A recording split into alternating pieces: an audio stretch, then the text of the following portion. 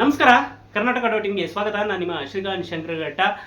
IPL 2026ರಲ್ಲಿ RCB ಮತ್ತೆ champion ಆಗಿದೆ. Back to back 2 IPL ಟ್ರೋಫಿಯನ್ನು ಗೆಲ್ಲುವ ಮೂಲಕ ಹೊಸ ಇತಿಹಾಸವನ್ನು ನಿರ್ಮಾಣ ಮಾಡಿದೆ.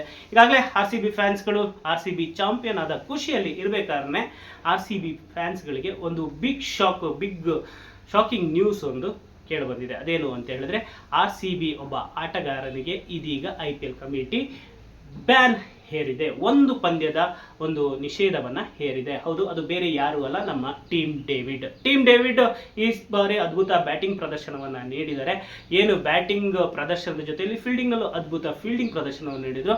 ಅದೇ ರೀತಿಯಲ್ಲಿ ಅವರ ಒಂದು ಸೆಲೆಬ್ರೇಷನಲ್ಲೂ ಸಹ ಒಂದು ರೀತಿಯಲ್ಲಿ ಈ ಬಾರಿ ಧಮಾಕಾದಾರ್ ನ್ಯೂಸನ್ನು ಮಾಡಿದ್ದಾರೆ. ಅದೇ ಇದೀಗ ಅವರ ಒಂದು ಬ್ಯಾನ್ಗೆ ಕಾರಣ ಆಗಿದೆ. ಎಸ್, IPL ನಲ್ಲಿ ಒಂದಿಷ್ಟು ಕಟ್ಟುನಿಟ್ಟಿನ ನಿಯಮವನ್ನು ಹಾಕಿದ್ದಾರೆ. ಏನೇನು ಮಾಡಬಾರ್ದು, ಏನೇನು ಮಾಡಬೇಕು, ಫೀಲ್ಡ್ನಲ್ಲಿ ಹೇಗಿರಬೇಕು, ಆಫ್ ಫೀಲ್ಡ್ನಲ್ಲಿ ಹೇಗಿರಬೇಕು, ಪ್ಲೇಯರ್ಸ್ಗಳು ಯಾವ ರೀತಿ ವರ್ತಿಸಬೇಕು, ಅವರ ಡ್ರೆಸ್ ಕೋಡ್ ಯಾವ ರೀತಿ ಇರಬೇಕು ಅನ್ನೋದ್ರ ಬಗ್ಗೆ ಒಂದಿಷ್ಟು ನಿಯಮಗಳನ್ನು ಇದೀಗ IPL ಈ ಸೀಸನ್ನಲ್ಲಿ ಕಟ್ಟುನಿಟ್ಟಾಗಿ ಸೂಚನೆಯನ್ನು ಕೊಟ್ಟಿತ್ತು, ಗೈಡ್ಲೈನ್ಸನ್ನು ನೀಡಿತ್ತು.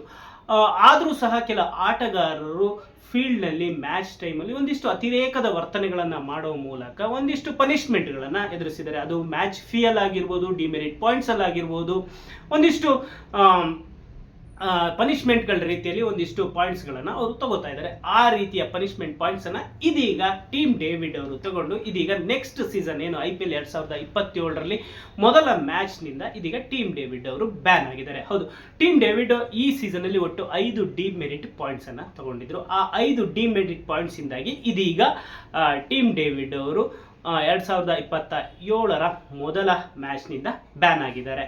ಫಸ್ಟ್ ಪಾಯಿಂಟು ಡಿಮೆರಿಟ್ ಪಾಯಿಂಟು, ಒಂದು ಡಿಮೆರಿಟ್ ಪಾಯಿಂಟನ್ನು ತಗೋತಾರೆ. ಅದು ಯಾವುದು ಅಂತ ಹೇಳಿದ್ರೆ, ಅಂಪೈರ್ ಹತ್ರ ಬಾಲ್ ಇಸ್ಕೊಂಡು ಬಾಲ್ ಚೆಕ್ ಮಾಡಿಬಿಟ್ಟು ಒಂದಿಷ್ಟು ಅಂಪೈರ್ಗೆ ಕಾಟ ಕೊಡ್ತಾರೆ. ಬಾಲ್ ಕೇಳಿದ್ರು ಸಹ ಕೊಡೋದಿಲ್ಲ, ಅಲ್ಲೆಲ್ಲೋ ಒಂದು ಕಡೆ ಬಾಲ್ನ ಚೆಕ್ ಮಾಡೋದು ಹೀಗೆ ಮಾಡೋದು ಮಾಡಿ ಅಲ್ಲಿ ಒಂದು ಡಿಮೆರಿಟ್ ಪಾಯಿಂಟ್ಸನ್ನು ತಗೊಂಡಿರ್ತಾರೆ. ನೆಕ್ಸ್ಟ್ ಮುಂಬೈ ಇಂಡಿಯನ್ಸ್ ವಿರುದ್ಧದ ಮ್ಯಾಚ್ ವಿನ್ ಆದ ಮೇಲೆ ಅಸಭ್ಯ ರೀತಿಯಲ್ಲಿ ಕೈ ಬೆರಳನ್ನು ತೋರಿಸಿದ್ದು, ಇದು ಕೂಡ IPL ಗೈಡ್ಲೈನ್ಸ್ ಅಡಿಯಲ್ಲಿ ಬರೋದ್ರಿಂದಾಗಿ ಈ ರೀತಿಯ ವರ್ತನೆಗಳನ್ನು ಮಾಡಬಾರ್ದು ಅನ್ನೋದು ಇರೋದ್ರಿಂದಾಗಿ ಅಲ್ಲೂ ಸಹ ಟೀಮ್ ಡೇವಿಡ್ ಅವರು 2 ಡಿಮೆರಿಟ್ ಪಾಯಿಂಟ್ಸ್ ಜೊತೆಯಲ್ಲಿ ಮ್ಯಾಚ್ ಫೀನ 30% ಕಟ್ ಮಾಡಿಸ್ಕೋತಾರೆ.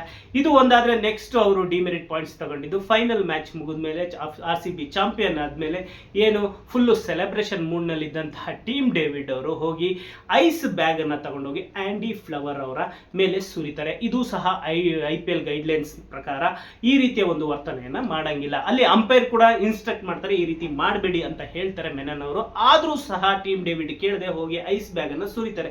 ಹೀಗಾಗಿ ಟೀಮ್ ಡೇವಿಡ್ ಅವರಿಗೆ ಇಲ್ಲೂ ಕೂಡ 2 ಡಿಮೆರಿಟ್ ಪಾಯಿಂಟ್ಸ್ ಮತ್ತೆ ಮ್ಯಾಚ್ ಫೀನ 50% ಕಟ್ ಮಾಡ್ತಾರೆ. ಹಾಗಾಗಿನೇ ಒಟ್ಟು ಟೋಟಲ್ 5 ಡಿಮೆರಿಟ್ ಪಾಯಿಂಟ್ಸ್ ಆಗಿದ್ರಿಂದಾಗಿ ಇದೀಗ ಟೀಮ್ ಡೇವಿಡ್ ಅವರು IPL 2027ರ ಮೊದಲ ಮ್ಯಾಚ್ನಿಂದ ಬ್ಯಾನ್ ಆಗಿದ್ದಾರೆ.